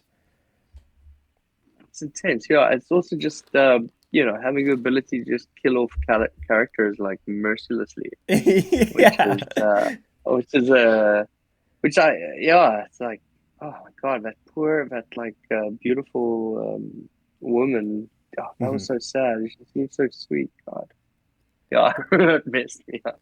What about you? What are some of your oh, Blade Runner as well? I got to put Blade Runner on my list. Actually, both. I would say both the original and 2049. I think both of those are pretty high up on my list. Look, man. Visually, especially I mean, 2049. Visually, that was just incredible. yeah, that's a absolute mind fuck. Like that phone ringing sequence on the roof, like Yeah. when she becomes a real girl, and like the things with that film, it keeps ripping the carpet from under your feet. Yeah. The plot, you constantly think you know what's happening, and then it's like, oh no, you're just fucked. But then it's like, but it's also really, really good, Yeah. especially watching it on mushrooms at IMAX. Yes. I I let me see. Look, a lot of people will tell you Alien's the best film, but no, I really enjoyed Alien. I think it's seminal. Um, Wait a second here. Yeah, I like It's kind of a Casino. I complicated think one. Yeah. Casino. I think is fucking brilliant. I haven't watched that in Let's years. just stick to That's like a good one. just yeah, but I mean just to keep it like nerdy, I think Predator is pretty damn good. Like Really? Schwarzenegger first one, yeah, it's an amazing film. I've just recently read. No, I'm fooling around a little bit, but I recently read Quentin Tarantino's new book. What was it called? Yeah, Commentary on Cinema or something like that. Mm. Not quite a serious name. And he was just running through all his favorite films that like affected him and developed his style. It's just such Yeah. an interesting read because it's like goes in on when he watched the film the first time. He's often like 13 years old, like watching these like incredibly violent Yeah. grindhouse Yeah. films. And then, but he also knows so much info now, Hmm. like Once Upon a Time in Hollywood, like that whole thing. I think like he's like a real fundy on, I hate that word, sorry. He's like a real, very knowledgeable Hmm. about that time and place. Like the Steve McQueen sort of era. Yeah. And and it's so cool reading his book and then watching the films that he's talking about. Mm. Um, of his, because he reckons all the like cinema sort of lost the plot in the 80s Yeah. because films in the 70s, we weren't quite afraid of like silences and having like long establishing shots and Yeah. taking your time to tell a story, whereas the 80s was quite intense. So And then yeah, the just in terms of that, early 2000s was just dog shit. Everything was about like action and the Michael there's Bay nothing as era, as good. I call Yeah, it. the Michael Bay era wasn't great. So I think probably the best films would probably Yeah. come from the 90s, around 93, I'd say. I always find myself going back to those era of films, like watching thrillers and Yeah. even like comedies. Like I actually prefer like old comedies to new ones. Um, You're talking like yeah, so airplane generation or like what, like which styles of comedies? little bits of that. Like the deadpan. Like Naked Gun and shit like that. Gosh. Yeah. We have we have kids, um, a boy 7 and a boy 3, and Ali and I, my wife, we get together at like 8 o'clock and we just need to like unwind. So brainless comedies from the 90s are Yeah. our favorite. Um, yeah. Um, so yeah, man, that's about it on the film front, I'd say. It's definitely, I mean, it's interesting you mentioned that though, because, I was watching this YouTube video earlier today, just kind of going over why Dune Part 2 feels. The title was actually that Dune Part 2 had ruined the movie industry, just as kind of like catchy grab, but Why? it was Oh more to yeah, say that our standards are going to be like set so high now because we know what can be done yeah, when it comes to filmmaking. And it's kind of a similar yes, argument that we see like in our nerdy game world with Baldur's Gate 3. yeah. The Baldur's Gate 3 has set Okay. the bar so high for what we should expect out of like a game that it's going to make the industry a little bit more, it's going to make it a little bit more challenging to compete in the industry because we know what we can get out of a studio instead of what we are getting out of the game studios that we exist or that we currently have, as AAA studios. Want to talk about gaming? I had Hmm. my my friend, my boy, was 7-year-old Tom, had two of his friends over, and we were playing Nintendo Mario Kart full Mm. player for ages today, and also we've been playing Zelda Tears of the Kingdom, It's a really good and the one. kids come over like, I know, it's great, right? We're just getting ready to face the Demon King. We Mm. just did the final mission, and I think it's time to wrap it up because we've been playing it for a couple of months now. Yeah. But Nintendo is great for kids, like Yeah. the titles. Like Luigi's Mansion is also a banger. Like I think such a rad. Uh, Nintendo just kills it through with their titles, and the gameplay and their just mentality. Hmm. Not having not that they don't have a new generation console, and they must be killing it. On their cash flow because they've got it all figured out, and they're still just pushing these games on. I mean, when did the Switch come out? Was it 2013? Was it before that? The current iteration of the Switch, I think it was 2014. And then the You OLED, know, I think, and was having 2020 when they released the OLED version. right, yeah, but like playing Zelda, Hmm. it's insane how incredibly detailed the physics is Hmm. of this world. I mean, it's like three layers, sky, the earth, and the Underdark or whatever it's called. So yeah, it's just it's astounding. So Yeah. just the tech development, software, very cool. And I think they must be making so much cash, right? Like where everyone else spent money developing new consoles.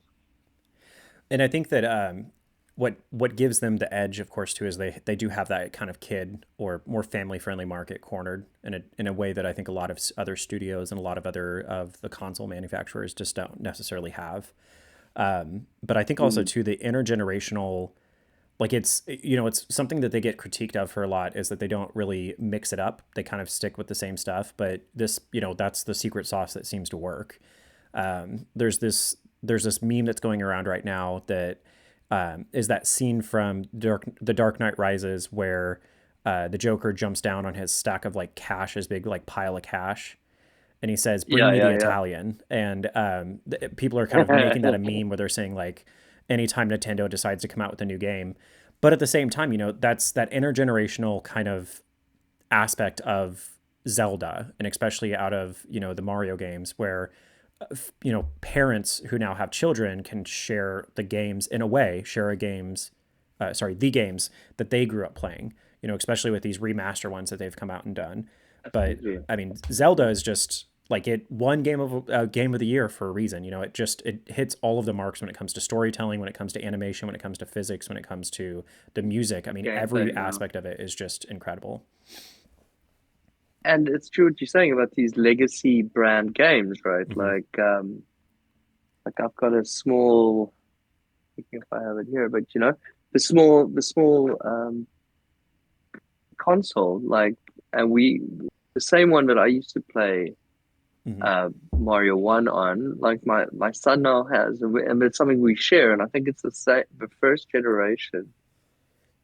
This generation is the first generation that really where we could share legacy Yeah. characters like Zelda and Mario with our children. It's crazy, right? It's gonna become such a household thing. Like, can you imagine? Soon it's gonna be three generations of playing Yeah. Mario, playing Zelda. It's crazy. Yeah. I mean, I think the first Mario game came Um, out, what, almost 40 years ago now, right? Because it came out late 80s, if Unbelievable. I'm not Yeah, mistaken. yeah, exactly, I mean, I'm exactly. only I'm But only you 29, but know, that's the weird part about getting old is like getting to the point where, stuff becomes so old that it becomes cool again. Like that's kind of like the yeah, weird part about getting older. yeah, and but some things are just if it's well, it's also I suppose it's plateaued in a lot of Hmm. ways. Like, I mean, obviously with AI now we're entering a new dimension, but I think for a couple of years it's plateaued, especially in music making as well. Just to get back to the analog thing, the reason why you take an artist like Aphex Twin, who I'm Hmm. sure you're familiar with, Hmm. he the reason why he's still relevant now is because of his mastery of analog machines. Like Yeah. he's bending electricity, right? We take another group, say like Tekro, who you might not know, but they came up in the same time in the 90s, but they went on a completely digital way, Yeah. and they've sort of lost this human element because I think analog's different from digital. It's a Of very course. more organic thing. I think it Absolutely. sort of takes the same. It'll in history take the same space as like acoustic. Yeah. It's a very organic thing where I think, yeah, digital and gameplay. I think gameplay is also it's more human than graphics or whatever. Yeah. Like the kids in my favorite game is Towerful, which is a Mm. Yeah. Nintendo. It's Yep. it's That's a good one. so That's a rad. real good one. Yeah. Uh, yeah, like a really tight sort of 8-bit high fantasy arena Yeah. platform game. It's so rad. Um, and that's so timeless. Um, that I imagine that you could keep playing it forever. And it'll stay because it's based on human interaction, not based on graphics Yeah. or God. Isn't it crazy this AI integration into open world? Yeah. See, I'm Uh, not I'm not a super big fan of AI usage myself. I mean, I think that you oh know, right, when it comes to gaming and stuff, I think that the games that kind of set themselves apart where they feel more real is because they do use real people and they make those real people very much a part of the game. Kind of the games that I think of when I think of that is things like Star Wars Fallen Order, Star Wars Jedi Fallen Order, how because they did use Cameron Monaghan almost entirely when it comes to all of the actions and where I mean, it's him actually acting out all of those different, cutscenes. It really does make it just feel more mm, organic and more real. But even games like Baldur's Gate 3, which recently came out, they really changed the whole RPG scene because they used very real dialogue and very real actors on all of the cutscenes to where the way that the person moves is so it feels organic because it is the way that that person's actually physically moving. But even when it comes to things like the scores, some of the big heavy hitters that I think of, some of my favorite artists, two of the top ones that I have are M83 and then Justice. Both are yeah, incredible artists who pioneered in different ways the electronic music scene of our kind of current generation. But at the same time, mm, they like Anthony Gonzalez, he puts all of his, he kind of says that the only reason he has the sound that he has is because of the analog machines that he uses. And I think okay, that because it is like physical, like you said, it's not digital, it's not binary, it's not just ones and zeros, but it's actual yeah, physical changes of electronic frequencies that then translate over to, kind of sound. I think it just gives mm, it this just different it just feels different. And Justice just came out with a single, I believe, with Tame Impala just a few weeks ago, And again, it's just one of those things where even though that sound may sound 20, 30 years old, as similar as what they used to do, it still gives it this very warm feel. And I think that that's, again, just what Mm. separates a lot of that stuff apart. Yeah, absolutely. Yeah, and coming up with these incredible chains. Hmm. Like I'll show you around here quick. Yeah. Man, you have to excuse my studio's a mess. We're busy renovating, but this is sort of my I'd be disappointed in you if jam. your Yeah. music studio wasn't a mess, because all music studios are always a mess and they have to be. Okay, no, but this is it's a little bit beyond. But okay, you can see there's a bunch of Yeah. analog stuff here. Chaos pad. And this is just how I've been jamming recently. Is this the area that you do your live sessions from? I saw a few of the live sessions from your YouTube. Yeah, yeah, exactly, Yeah. exactly. So, um,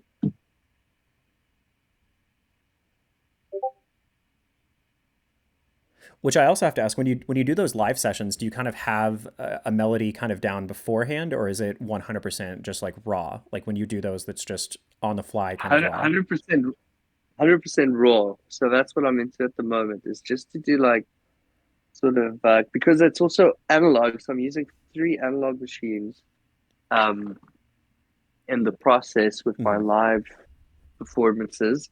And yeah, so I just what I'm trying to aspire to is almost like it's very electronic, it's very dancey.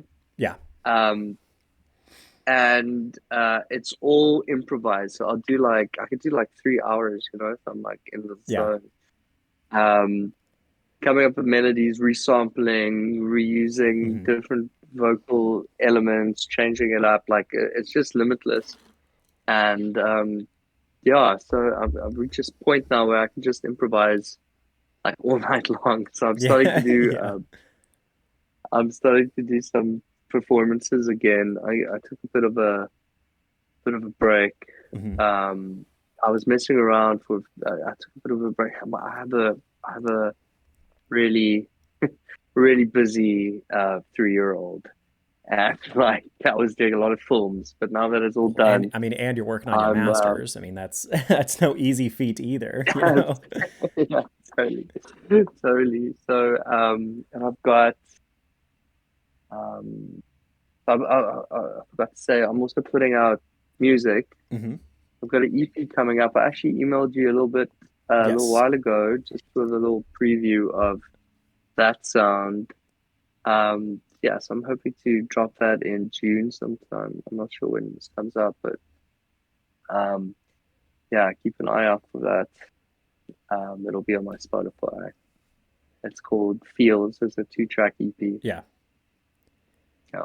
Which we'll link all of your, like all of your socials, and we'll link all of your Spotify links and all that jazz down below in the description. Okay, Now that we brilliant, finally are able to put brilliant, links in our descriptions. excellent. So, where do you mostly push your content? Is it through Discord or sorry, Twitch, right? So we normally we would do a live stream. I chose not to do a live stream today just because I'm gonna, when Kyle is able to join me a little bit later, we're gonna kind of cut him in. Kind of, I'll just edit the video to where we can live stream it. But we just started doing Sure. live streams in our second season to Twitch whenever we do the recording sessions. But mostly where we push all of our content is YouTube and Spotify. Yeah. We have higher follow through rates when it comes to Spotify. YouTube, most people will, like, I think our average watch time is only like 28 minutes or something like that. But we do both forms just because some people prefer having it, to kind of play in the background, and then others, prefer just the Mm. Spotify kind of traditional podcast kind of style. But we're also ever evolving. We don't really know, like, we're just kind of figuring it out as we go along. So we're just Sure. trying to figure out what's best for us at this point. Gotcha. Yeah, that's cool. Um, I really dig what Rick Glassman is doing with his podcast, the way Mm. he's editing it, and just such a it's like some serious production. It's so Yeah. funny and fun. Yeah. Yeah, some of the podcasts, I mean, that I've kind of seen and wanted to do stuff with. It just, the production value of it is so high. And you know, for us, we've always just wanted to keep the vibe that it's just, like I said in the email, you know, it's just a party chat. That's just kind of what we always wanted to go for, is that we don't really want to do like the traditional boilerplate stuff. We're including a lot more musicians in kind of like our upcoming interviews and just kind of what we focused on.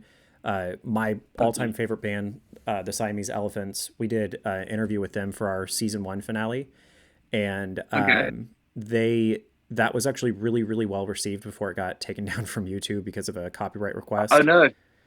Oh shit!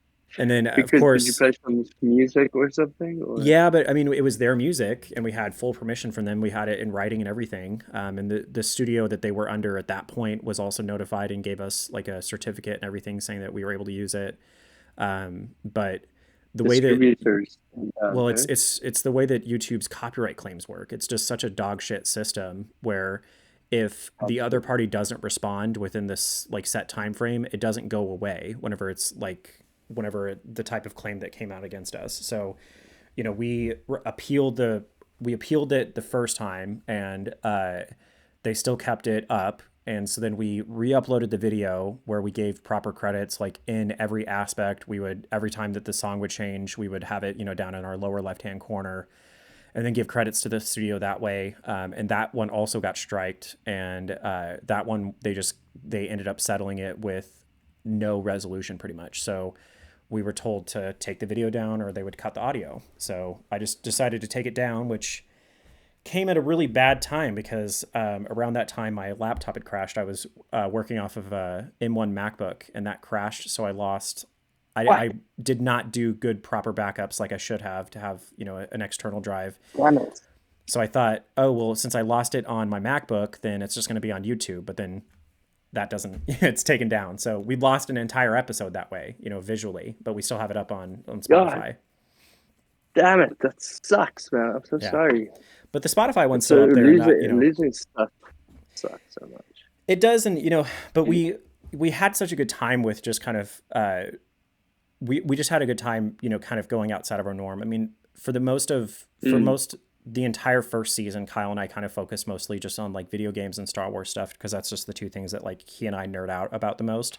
But especially moving into the second season, we just wanted to focus more on like people and just kind of, you know, everyone has in their minds, like, you know, for me, like my favorite band, I always just thought that it was going to be, you know, just a very like boilerplate language, like, okay, where did this inspiration come from? What does it look like for you to write a song?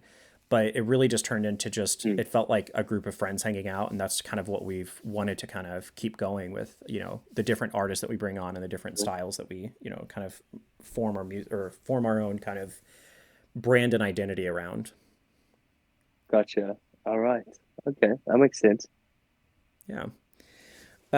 So I wanted to ask though, when it comes to Ow's song, so obviously, I mean, obviously it was kind of a longer process, like you mentioned, but when did you guys kind of always have down that melody that Ow sings out? Did you kind of always use that as like the base of it, or was that something that kind of came about midway through the process?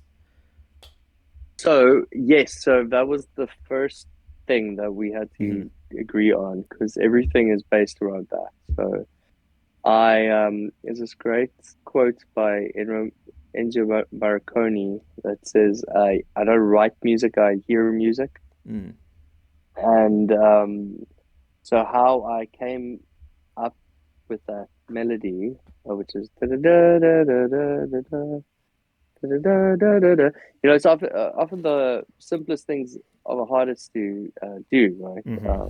Something as intangible as coming up with a melody. So my process for that, just think about it a lot, right? Mm-hmm. And sit down to the piano and then just play a whole bunch of ideas. Don't record anything, right? So you just fuck around, okay? Then, important, right? Go for a long jog in the in the mountain, Table Mountain, right? Yeah. For about 2 hours or so, and then once you're near the top, just walk and listen to the birds and stuff, and then you just start hearing melodies, Mm. and that's how I heard it. And then I brought it back down and wrote it down. But that happened quite quickly, actually. The melody, but that was the process. How do So you it's almost like it's like telling your brain what you want, yeah. and then just letting it go out for lunch, and then it'll come back with something. How do you feel like your South African heritage kind of also inspired some of the music that you guys did? It feels because of course with Star Wars Vision, it feels like each of the episodes, it of course they picked different countries, and so it felt like the Mm. both visual and auditory style that was portrayed felt very much of their home country in a way. Do you feel like that Mm. kind of did Mm. play into a lot of your style? Yes, yes and no. I mean, we didn't set out to do something that was African. Mm-hmm. Um, but I say much of it is in a pentatonic scale, okay, Mm-hmm. which is African. Um, and I some of the choral arrangements Mm-hmm. lent to some of that.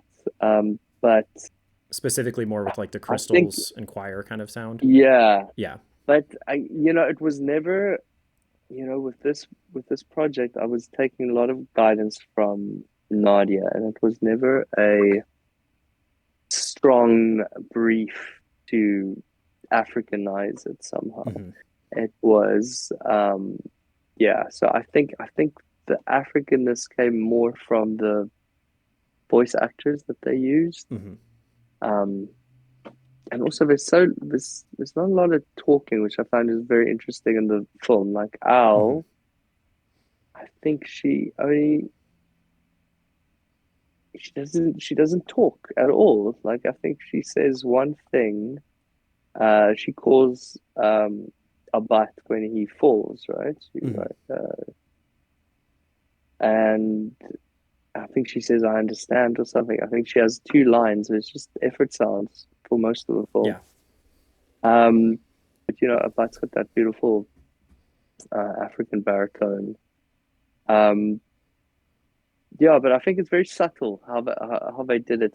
They didn't go with any of the typical African tropes that you'd assume. Yeah. Yeah. It's more subtle than that. It's in the fynbos, which is a type of foliage which only exists in South Africa. I think the second most biodiverse flower no fauna in the world besides Mm-hmm. the rainforest, and the most diverse floral species in the world. Mm. And it's all these small desert flowers, which we call fynbos, which means fine flowers. Mm. And so, yeah, and you could really sense that in the landscape how they approach that. And it's, I mean, it's even interesting though, just kind of reflecting, of course, on kind of the final score. It is interesting when you mention how quiet Ao is, especially because she is such a shy girl until it feels like the very end. Do you feel like, was that something that was kind of cart before the horse, or was that something that you definitely tried to portray in the music?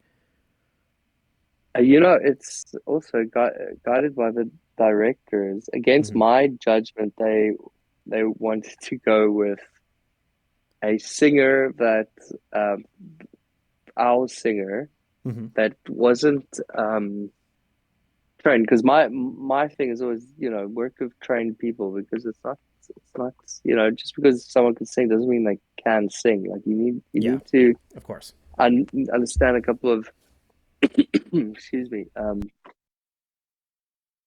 need to understand the fundamentals. Um, Yeah. but they were like, no, they wanted a completely unknown to just sing, and we'll just get them through it. So it was like, she sang beautifully, likely, but she wasn't trained very young. So it Mm-hmm. was more based on the voice than the talent, I see. Yeah. necessarily. Not to say that isn't talented, but I wouldn't say she's like a, you know, so some of the options I was open to her. So she was like an unknown. And I mean talent in that sense, like she didn't come from like a big agency, God. Hmm. Um, uh, and that the singer and the actress were different, um, as well, which was interesting to me because in my mind, but I wouldn't have gone that way, Yeah. just to simplify things, but they were right, even though it took a little bit more time and a little bit more coaching. That's what gave her the personality that they needed, and they Yeah. had the directors had the insight to find that, um, and to take that guy. So yeah, kudos to them for following through on that, and I think that's what gave Al the sweetness and the uncertainty in her voice, and it Hmm. took her a while to get the confidence to really belt those big notes. So an interesting thing in that is the melody. I spoke about it briefly. The um, Al's melody, the Hmm. I believe that's in B flat major. Um,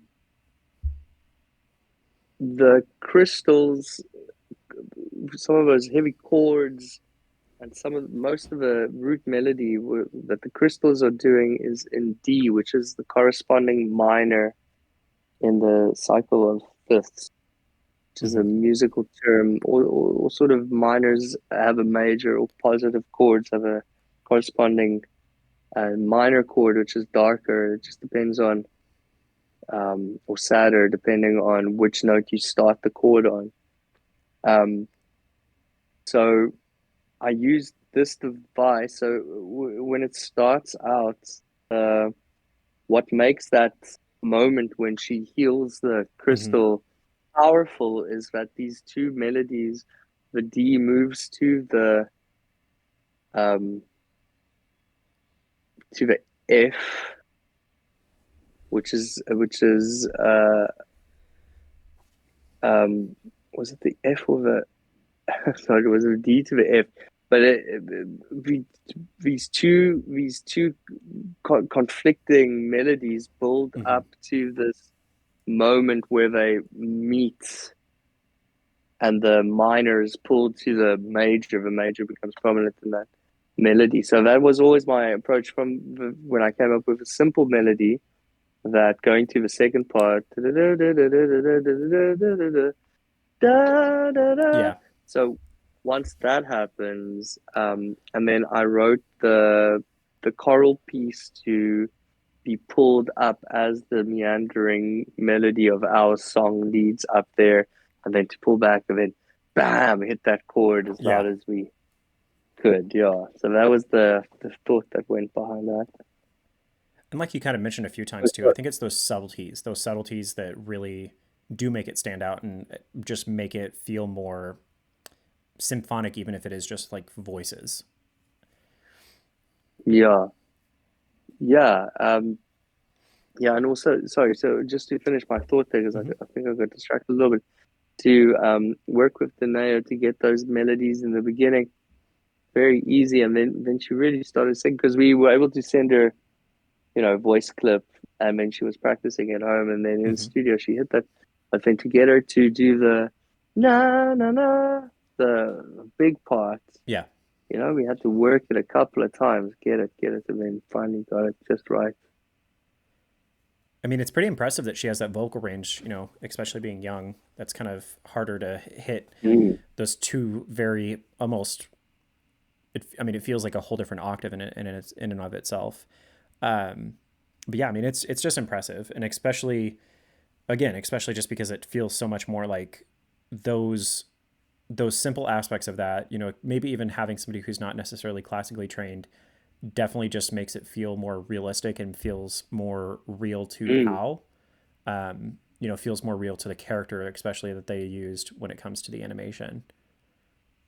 Absolutely. You know, because I'm focused on production value. Yeah.